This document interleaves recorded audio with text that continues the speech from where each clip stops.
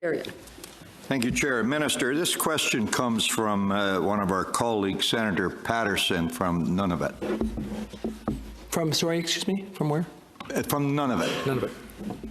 The Yukon and the Northwest Territorial and Nunavut Chambers of Mines released a joint letter stating, and I quote, "Employee continuity is critical to the success of northern exploration and development companies. Not only do their employees have the technical memory and knowledge of the projects they are advancing, they hold important established relationships with local Indigenous and community leadership, with hunters and trappers, organizations, regulators, and local Indigenous employees and service providers. There is tremendous value in these relationships, a value higher than would be recognized in the proposed emergency wage subsidy," end of quote. Minister, how does the bill capture companies whose work is non-revenue generating, such as junior mining companies and mineral exploration companies? Well, thank you. I imagine that there are many companies in the North that are finding themselves particularly challenged during this time period, just like there are across the country. I think we have extremely valued employees in those sectors, as was identified in the letter you're quoting from, like we have extremely valuable people in other sectors of the economy. So I think that our goal is to support as many people as we possibly can through this crisis. And that means that what we're trying to do is to deal with those companies, first of all, that are able to keep their people on. In some cases, maybe the mining companies would be good examples where they really want to keep those people on, and that's important.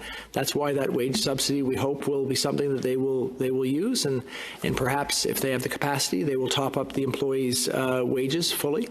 And if they find themselves not able to do that for whatever their reason is, because they think their long-term prospects are such that that's not plausible, then presumably those employees will go on the emergency response benefit, so that will protect them through this time. If there are specific sectoral issues that we need to consider, we will be looking at those. But broadly speaking, our hope is that for very valued employees like the ones you're talking about, that employers will keep them on and they will be able to use a wage subsidy to do that.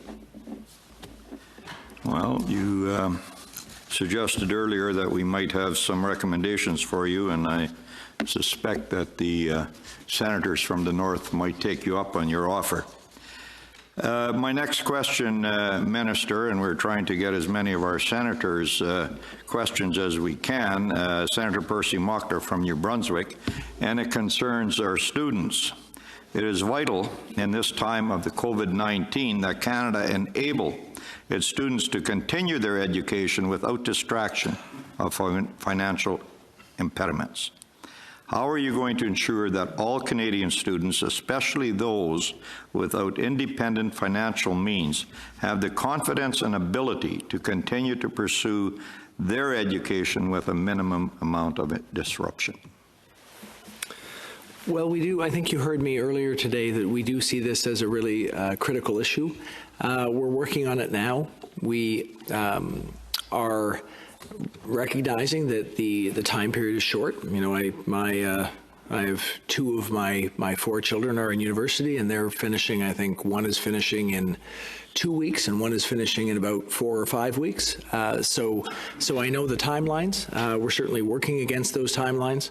For those students that are on grants and loans, they can continue those grants and loans during the course of the summer. For the low and middle income students, they can continue to do studies during the summer if they choose. We recognize that won't be something that all students will want to do, and many will want to work. And so we're looking at various ways that we can be supportive in that regard. And when I have more to announce, I will, which will, I hope, be in the not too distant future.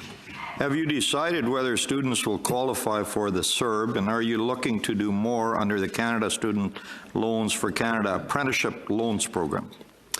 Well, first of all, by definition, some students will qualify. The criteria for qualifying are that you've earned $5,000 or more in the last year, that you're a Canadian resident, and that you've lost your income as a result of COVID-19. So in many cases, students who were working part-time during the student year, and that's approaching 50% of them, will have actually lost that revenue and passed the $5,000 threshold. So many of them will be applicable for it, but we'll be looking at other measures that we can do to support those that aren't. Thank you.